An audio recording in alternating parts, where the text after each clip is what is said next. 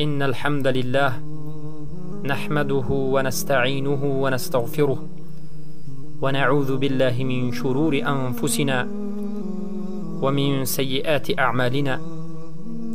من يهده الله فلا مضل له ومن يضلل فلا هادي له، وأشهد أن لا إله إلا الله وحده لا شريك له، وأشهد أن محمدا عبده ورسوله صلى الله عليه وسلم. فإن أصدق الكلام كلام الله، وخير الهدي هدي محمد صلى الله عليه وسلم، وشر الأمور محدثاتها، وكل محدثة بدعة، وكل بدعة ضلالة، وكل ضلالة في النار.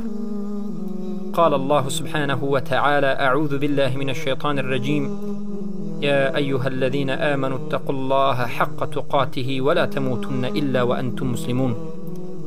أما بعد، السلام عليكم ورحمة الله وبركاته. البته تمام حمد و شکر و ثنا و ستایش به الله سبحانه و تعالی هست. یکتاست و تنهاست، شریک ندارد.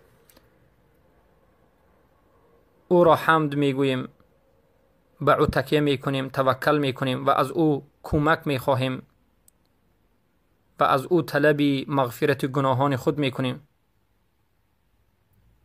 و به الله سبحانه و تعالی پناه میبریم از بدی نفسمون و از بدیهای عملهایمان. هر کسی را که الله هدایت کرد گمراه کننده وجود ندارد و هر کسی را که الله گمراه کرد هدایت کننده وجود ندارد. پس شهادت می دهم که نیست معبودی بر حق بجز الله و شهادت می دهم که محمد رسول الله سبحانه و تعالی هستند. بهترین صادقترین سخنها این کلام الله هست. بهترین راه و هدی منهج راه و هدی منهج رسول الله هست صلی الله علیه و سلم. و بدترین امورها این چیزهای نو پیدا شده در دین است و تمام چیزهای نو پیدا شده در دین بدعت است و تمام بدعت دلالت و گمراهی است. پس ای کسانی که ایمان آوردید از الله بترسید و شما نمیرید مگرم در حالت مسلمانی. پس برادران و خواهران موحدم، بارک الله فیکم، به فضل و کرم الله سبحانه و تعالی و به توفیقش که به ما فرصت داده است که باز صحبت و حلقه های درسی داشته باشیم، ما شروع میکنیم به اولین حلقه از موضوع جدید و نو که این کفر بر طاغوت است. در حقیقت به حمد الله به توفیقش ما در این یک وقت طولانی به شما بسیار موضوعها را شرح دادیم، از قواعدهای عقیدوی اهل سنت کی هستند، قاعدهشان، اصولشان، پیدایششان، پیدایششان، توحید، شرک، ایمان، کفر، تکفیر، عذر به جهل و این چنین شرح کلمه اخلاص طیبه لا اله الا الله، بیان رکنها و شرطهایش و معنای اسلام و دیگر مسائل ها. و اما حالا شروع میکنیم به اولین حلقه، به موضوع جدید خیلی که بیان کردیم. این موضوعمون کفر بر طاغوت است. چرا این موضوع را اختیار نمودیم؟ چرا که در این زمان امت اسلام این اصل بزرگ دین را که کفر بر طاغوت است، رکن توحید است، که کفر بر طاغوت رکن لا اله الا الله در زیر نفی می ایستد، فراموش کردند، ترک کردند و طاغوت را طاغوت ندانستند و بسیاری از اونها طاغوت پرست شد و توحید را ترک کردند. پس از همین خاطر ما این موضوع را اختیار کردیم تا که شرح بدهیم، با تفصیل، با تمام جزئیاتش بیان بکنیم و دعا بکنیم از الله سبحانه و تعالی که به هم خودی بنده و به دیگران خواهران و برادران مسلمانم یک منفعت بزرگ داشته باشد. و این چنین یکی از دیگر سبب اختیار این است که امروز مرجعه ها، دشمنان قرآن و سنت، شب و روز کوشش میکنند که مسئله کفر بر طاغوت را پنهان بکنند و کوشش میکنند که در مسئله کفر بر طاغوت چیزی بیان نشود و همه را دعوت به سوی طاغوت پرستی میکنند، گرچنده که این دعوتشان آشکار نیست، اما معنی سخن و نتیجه این کارشان در آخر این طاغوت پرستی هست. برای همین شیخ اهل السنه والجماعه، امام اهل السنه والجماعه البربهاری رحمه الله در کتاب شرح السنه میگویند، از سنه خودشان میگویند که بدترین طائفه برای این امت این مرجعه هاست، از جهمی غلو کرده مرجع تا غیرش، که اینها به امت اسلام ضربه زد، اثری بدی که گذاشت دیگر فرقه نگذاشت. چرا که اینها عمومی اهل سنت و جماعت را از اصل عمل و از کفر بر طاغوت، حقیقت توحید دور کردند. و از همین خاطر امروز به هر یک طالب علم اهل سنت و جماعت و علمای اهل سنت و جماعت واجب است که این مسئله را در وقت حاجت بیان بکنند، زیرا علما میگن لا یجوز تأخیر البیان عن وقت الحاجه، تأخیر کردن بیان از وقت حاجت جایز نیست. امروز حاجت امت در فهمیدن توحید است و توحید انمین کفر بر طاغوت است. هر کسی که کفر به طاغوت نداشته باشد توحید ندارد. پس از همین خاطر این موضوع را اختیار کردم تا که ایمان خودی بنده و ایمان شما قوی گردد و توحیدمان زیاد گردد و قوی گردد و مستحکم بشود. چرا که هر کسی که کفر بر طاغوت را تحقیق می کند و در زیر کفر بر طاغوت الولاء و البراء را به وجود می آورد و تحقیق می کند، در حقیقت نجات سعادت این دنیا و آخرت را به دست می آورد. پس کفر بر طاغوت اهمیت بی‌نهایت بزرگ است. حالا بیان میکنیم اهمیت آموزش کفر بر طاغوت. حکم آموختن مسئله کفر بر طاغوت حکمش چیست؟ آموختن کفر بر طاغوت به هر یک فرد مسلمان، زن و مرد، بعد از بلاغت، از روزی که به بلاغت میرسد این واجب است و پیش از بلاغت فرزندهای خود را به این معنویت تربیت کردن این واجب است.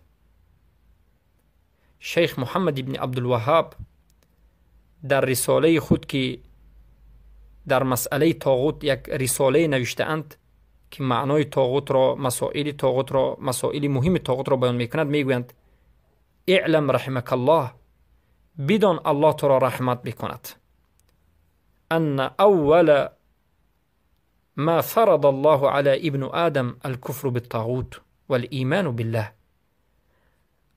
هر آینه البته اولین چیزی که الله به فرزندان آدم فرض قرار داده است این کفر بر طاغوت است و بعد از این ایمان به الله است.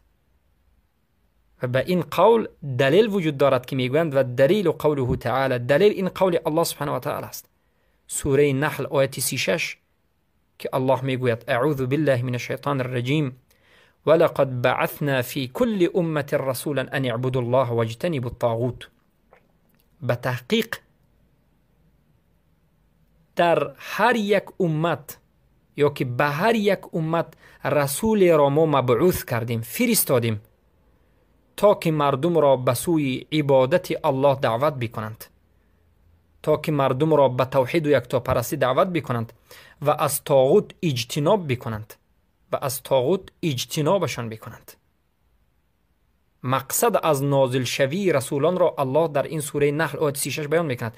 مقصد آمدن رسولان، مبعوث شدنشان دو چیز است: تا که تمام مردم یگانه الله را عبادت بکنند، شرک را انجام ندهند و از طاغوت اجتناب بکنند. بارک الله فیکم. پس اجتناب این چی معنی دارد؟ البته در زیر این آیه سوره نحل آیه 36 شیخ سلیمان ابن سحمان، یکی از علمای بزرگ دار نجد، علمای نجد، بیان میکنند و میگویند که شاگردان فرزندان محمد ابن عبدالوهاب میگویند که فاخبر ان جمیع المرسلین قد بعثوا باجتناب الطاغوت. الله در این آیت خبر میدهد که تمام رسولان فرستاده شده به تحقیق فرستاده شدند و مبعوث شدند به اجتناب طاغوت، تا که از طاغوت اجتناب کرده شوند، تا که مردم از طاغوت دست بکشد.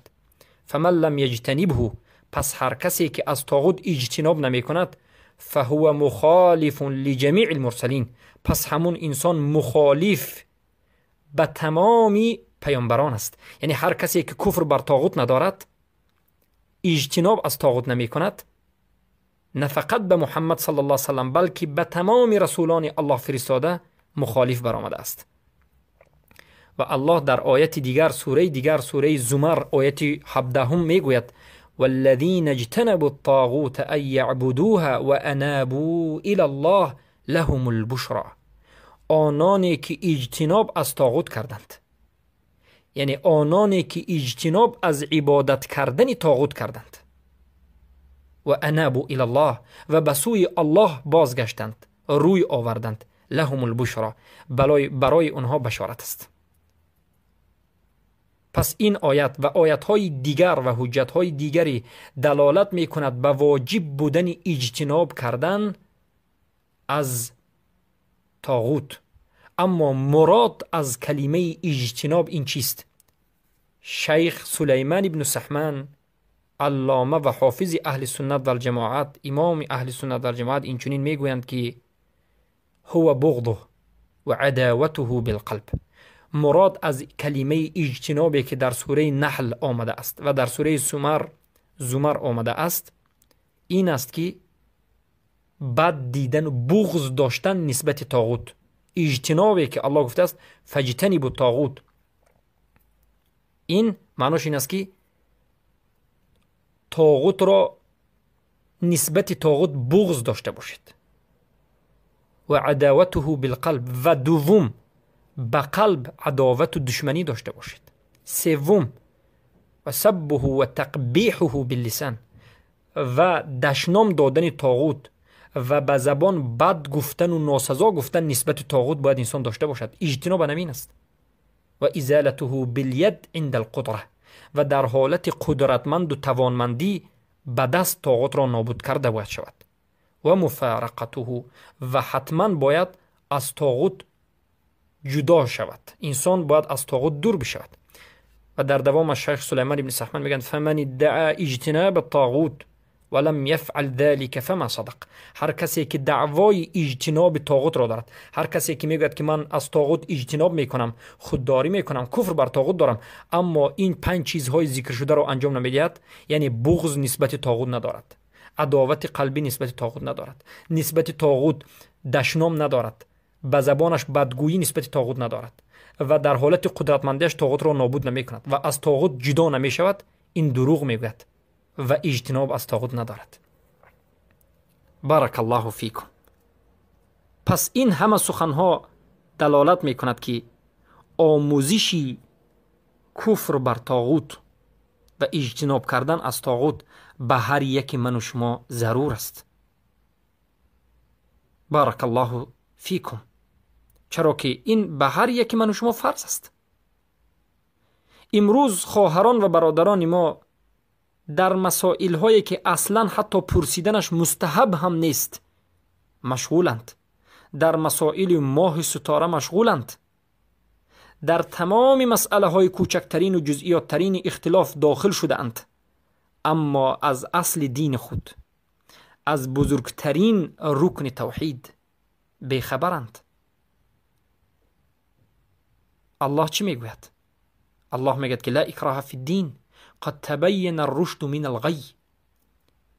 دین اکراه و اجباری ندارد، چرا که رشد و غی آشکار شد. و در دوام آیت الله میگوید، محل شاهد اینجاست، فمن یکفر بالطاغوت و یؤمن بالله فقد استمسك بالعروة الوثقى لا انفصام لها والله سمیع علیم. سوره بقره آیت 256.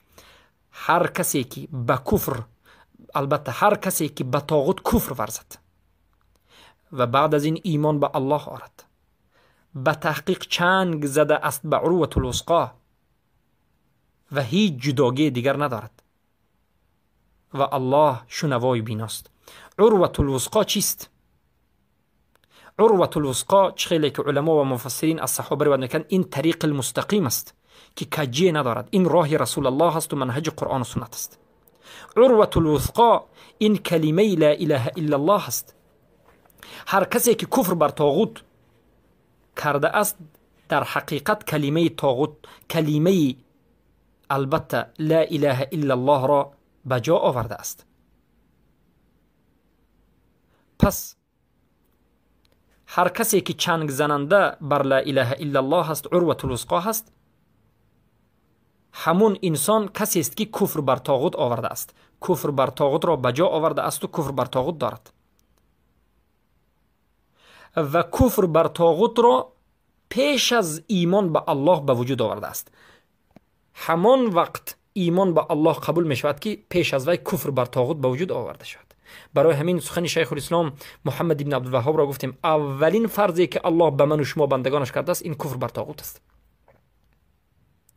چرا که در بسیار حالت یا در بعضی حالت یک مدعی دعوا می کند و می گوید که من ایمان به الله آوردم در حالتی که اجتناب از طاغوت ندارد و این دلالت می کند که این دعوایش دروغ است، دروغگو است، ایمان به الله نآورده است. چرا که ایمان به اللهش همون وقت قبول می شود که کفر بر طاغوت داشته باشد، اجتناب از طاغوت داشته باشد. سوره نحل آیت 36 را بجا بیارد و اجتنبوا الطاغوت، امر الله، از طاغوت اجتناب بکنید. بغض داشته باشد، عداوت قلبی، به زبان بدگویی، جدا شدن و تغییر دادن در حالت قدرت. و سوره زمر آیت 17 را بجا بیارد. پس بارک الله فیکم، آموزشی کفر بر طاغوت اهمیت بینهایت بزرگ دارد. کفر بر طاغوت این رکن بزرگ در توحید است. یکی از بزرگترین رکن توحید این کفر بر طاغوت است. چرا که همین کفر بر طاغوت در درون نفی است. لا اله نفی، اولین رکن که هر کسی که این رکن رو ترک می کند مسلمان نیست و کافر است، اسلامش صحیح نیست و قبول نیست. و همین نفی کفر بر طاغوت است. و در درون کفر بر طاغوت این الولاء و البراء است. همان وقت الولاء و البراء با وجود میاد که کفر بر طاغوت با وجود بیاید. پس زمان توحید نامیده می شود که در اون نفی به وجود آید. نفی یعنی کفر بر طاغوت، الههای باطلی که غیر الله وجود دارد همه را رد کردن و هر کسی که در کفر حدش را گذشته است و غلو کرده است اون را بد دیدن و ترک کردن و مخالفش برآمدن. چرا که به کفر بر طاغوت توحید به وجود نمی آید. به کفر بر طاغوت توحید تحقیق نمی یابد. دین انسان صحیح نمی شود، دین انسان قبول نمی شود مگرم به کفر بر طاغوت. و به این علما نص را از قرآن و سنت آشکار ذکر کردند و بر همین اصل اجماع را نقل کردند. در همین سخنی که ما گفتیم که اسلام انسان صحیح نمی شود، قبول نمی شود مگرم کفر بر طاغوت باید به وجود بیاید، به همین علما اجماع را نقل کردند. چخیلی که در کتاب الدرر السنیه فی اجوبه النجویه نجدیه، سخن عبدالله ابن محمد بن عبدالوهاب، فرزندانشان حسن، حسین، علی، عبدالله، سلیمان و شیخ عبداللطیف عبدالرحمن، محمد بن ابراهیم و شیخ سلیمان بن سحمان، سلیمان بن حمدان و غیره دیگر از علما را ذکر کردند. و خود شیخ سخن شیخ محمد بن عبدالوهاب و سخن شیخ ابن تیمیه رحمه الله ذکر شده است. و این آیات هایی که ما به شما ذکر کردیم از سوره بقره 156 و سوره نحل آیت 36 و سوره زمر آیت 17 همه اش دلالت کننده بر فرض بودن و واجب بودن کفر بر طاغوت و صحیح نشودن دین و قبول نشودن دین مگرم با کفر بر طاغوت را بیان میکند.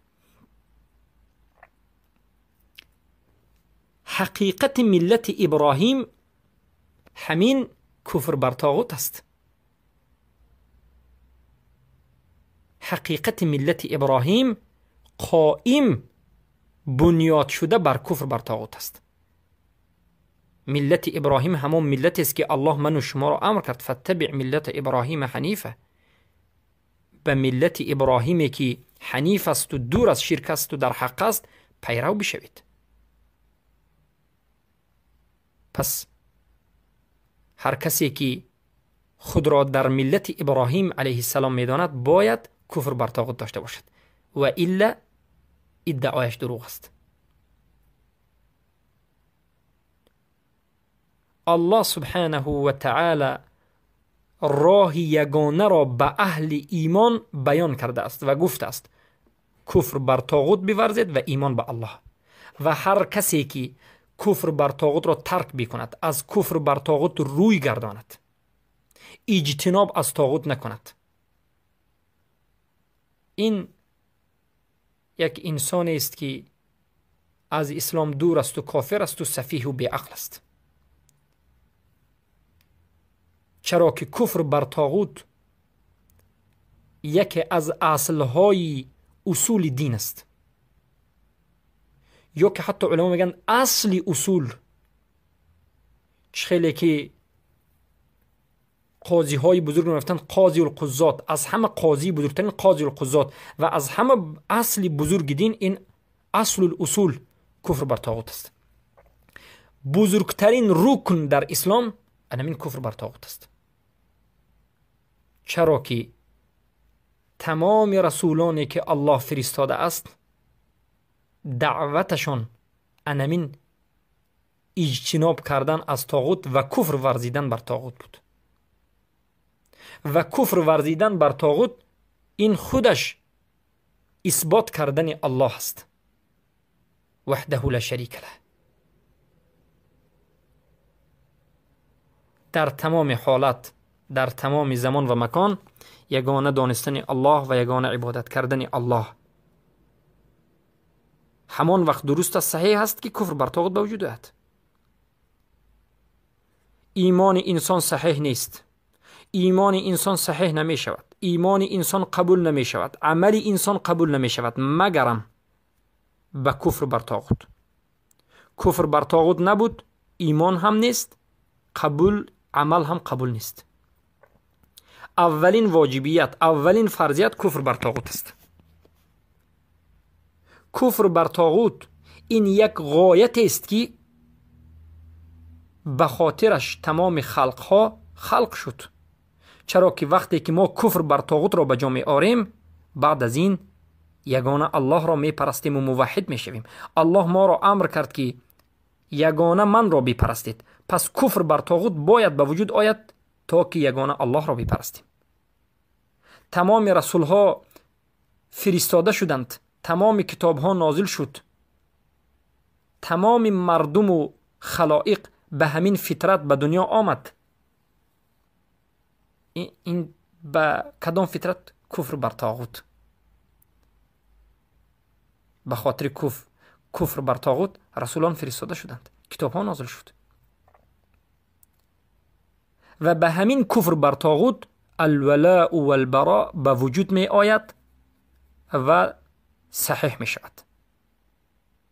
و در راه همین کفر بر طاغوت، به خاطر کفر بر طاغوت، الله سبحانه و تعالی جهاد را شریعت کرد و شمشیرها زده شد و خونها ریزانیده شد. این به خاطر کفر بر طاغوت بود. هر کسی که کفر بر طاغوت را حاصل کرد، هر کسی که اجتناب از طاغوت کرد، در این دنیا و آخرت نجات یافت.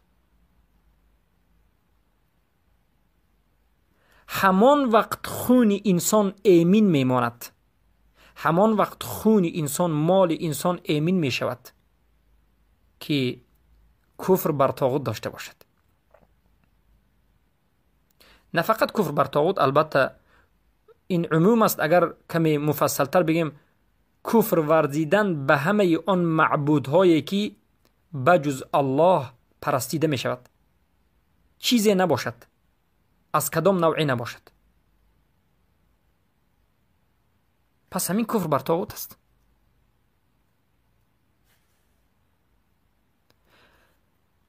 و دلیل های زیاد، نص واضح و آشکار قاطع و ثابت آمده است در قرآن و سنت که کفر بر طاغوت این مهمترین عمل است و اولین فرضیت است و رکن توحید، اولین رکن توحید است. بارک الله فیکم. پس مسئله توحید و کفر بر طاغوت، این دو چیز غایت بزرگ و اساسی تمام رسولان بود و تمام رسولان به خاطر به وجود آوردن توحید یا که به خاطر رساندن توحید به مردم و به خاطر فهماندن کفر بر طاغوت و اجتناب کناندن مردم از طاغوت تمام وقتشان را صرف می‌کردند. و از این دو چیز هیچ کسی پیامبران را باز داشته نمی‌توانست، هیچ کسی مشغول کرده نمی‌توانست و هیچ چیزی به این توحید و کفر بر طاغوت دیگر برابر نمی‌شود.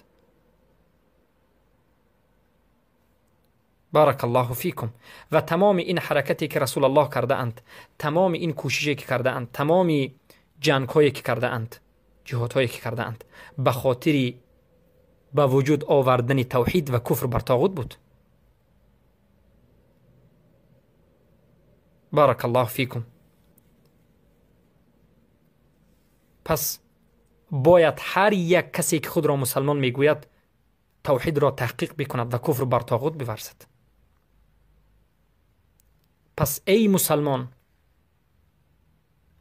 ای آنی که طلب نجات آخرت را می طلبی، ای آنی که طلب نجات و سعادت و خوشبختی دنیا و آخرت را داری، پس طاغوت پرستی را ترک بکن. دوستداری طاغوت را، بی‌پروایی در حق طاغوت را، نه آموختن کفر بر طاغوت را، نه شناختن طاغوت را ترک کن. بیاموز، بفهم. بغض و عداوت و سب و دشنام و بدگویی نسبت طاغوت را به وجود بیاور. هیچ چیزی نباید تو را از این راه باز دارد، چرا که این بزرگترین راه، مهمترین راه است. تو را مفتون نسازد این دعوت هایی که به سوی آداب و اخلاق و به سوی دیگر مسائل می شود، بلکه بدان که مهمترین چیزی که هر یک دعوت کننده باید دعوت بکند، هر یک عالم باید تعلیم بدهد، هر یک معلم باید تعلیم بدهد، هر یک نویسنده باید بنویسد، این باید مسئله رکن اولی اسلام، لا اله الا الله، رکن اولی کلمه طیبه لا اله الا الله، این باید کفر بر طاغوت باشد که تمام الهها غیر الله ترک کرده شود. پس زمانی که علما، دعوتگران، طالب علمان، نویسندگان اسلامی، مسلمانان در این موضوع سخن نکردند، ننوشتند، بیان نکردند و دعوت نکردند به اجتناب طاغوت، همان زمان امت اسلام به شکست روبرو شد.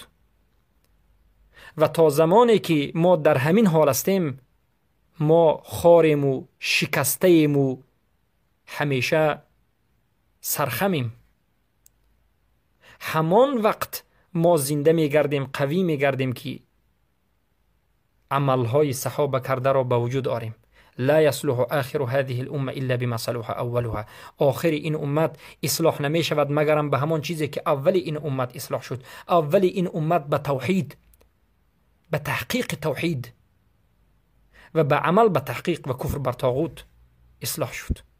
وقتی که ما توحید میگوییم باید دانید که توحید این همین کفر بر طاغوت است. اما امروز مرجعه ها کوشش دارند، حرکت میکنند که در این مسئله سخنی نباشد، در این راه قدم کسی نزند و از مسئله حتی از گفتن کلمه طاغوت میترسند، از شنیدن کلمه طاغوت میترسند که البته این صفت منافقان است، این صفت مرجعه ها هست و مردم را از کفر به طاغوت، از اجتناب طاغوت باز می‌دارند. حقیقت طاغوت را بیان نمی‌کنند، یا چیزی را قبول می‌کنند و چیزی را قبول نمی‌کنند. و تمام شیطان‌های جنی و شیطان‌های انسی امروز حرکت می‌کنند و کوشش می‌کنند که مردم را از توحید خالص به دیگر طرف ببرند، گمراه بکنند و اونها را به عبادت غیر الله مشغول سازند و عبادت غیر الله از اولیاء پرستی و از شرک قبر پرستی و حاکم پرستی و تحاکم به غیر حکم الله و شرع الله رفتن، این همه عملها را زینت می دهند. پس بارک الله فیکم، اولین فرضی که الله به سر تو کرده است به این عنایت بده، اهمیت بده که این کفر بر طاغوت است، اجتناب از طاغوت است. پس به خاطر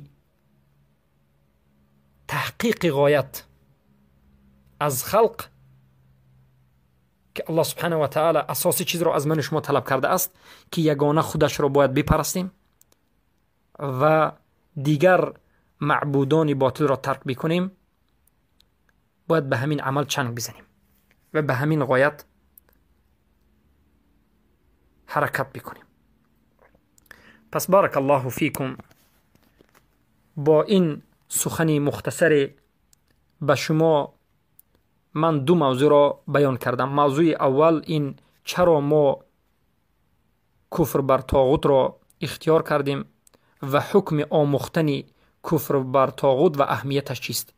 پس حکم آموختن کفر بر طاغوت، اجتناب کردن از طاغوت، این فرض عین است و اهمیتش به نهایت بزرگ است و اسلام به این صحیح نیست. و البته ما از کدام کتاب به شما کفر بر طاغوت را بیان میکنیم، شرح میدیم. کتابی که ما از اون به شما صحبت میکنیم اولا سخنهای شیخ الاسلام ابن تیمیه رحمه الله است و بعدا سخنهای شاگردشان ابن القیم الجوزی، یعنی از همین نوشته های اینها، و بعدا از رساله کوچکی که شیخ محمد ابن عبدالوهاب نوشتند رحمه الله، معنی الطاغوت، در معنای طاغوت نوشتند. و بعد از این یک رساله کوچکی که شیخ سلیمان ابن سحمان نوشتند و بعد از این سخنهایی که علمای نجد از فرزندان 4 فرزند شیخ محمد ابن عبدالوهاب از نبیرگانشان که عبداللطیف، عبدالرحمن، محمد، ابراهیم، یا که محمد ابن ابراهیم، یا که سلیمان و دیگر علما، یا که از علمای نجد غیر از اینها با دیگر علمایی که سلیمان ابن سحمان، سلیمان ابن حمدان و غیره باشند، یا که سلیمان ابن عبدالله، از همه این نوشته های علما استفاده میکنیم و دیگر کتاب هایی که نوشته شده است استفاده میکنیم و به شما میرسونیم. منهج ما قرآن و سنت است به فهم سلف امت و سخن سلف امت را از سخنهای شیخ الاسلام